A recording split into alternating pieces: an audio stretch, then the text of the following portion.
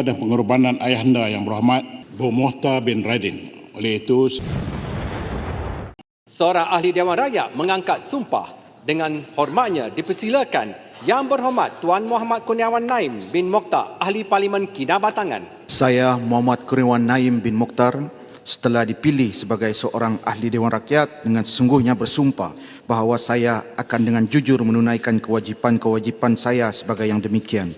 Dengan segala daya upaya saya bahawa saya akan menumpahkan taat setia yang sebenar kepada Malaysia dan akan memelihara, melindungi dan mempertahankan perlembagaannya. Yang Berhormat, sekalung tahniah saya ucapkan kepada Yang Berhormat Tuan Muhammad Kurniawan Naim bin Mokhtar, Ahli Yang Berhormat bagi kawasan Kinabatangan yang telah mengangkat sumpah sebentar tadi setelah memenangi pilihan raya kecil Parlimen Kinabatangan pada 24 Januari 2026.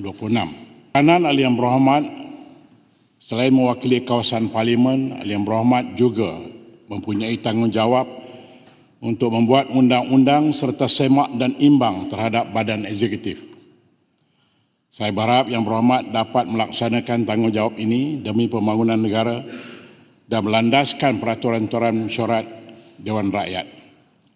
Saya berharap Yang Berhormat dapat meneruskan lagi legasi jasa dan pengorbanan ayahanda Yang Berhormat, iaitu Allahyarham Datuk Seri Panglima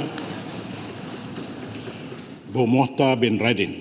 Oleh itu, saya menyeru kepada Ahli Yang Berhormat dapat memberi sumbangan yang berfaedah dan bermakna kepada Dewan ini serta seterusnya kepada rakyat dan negara.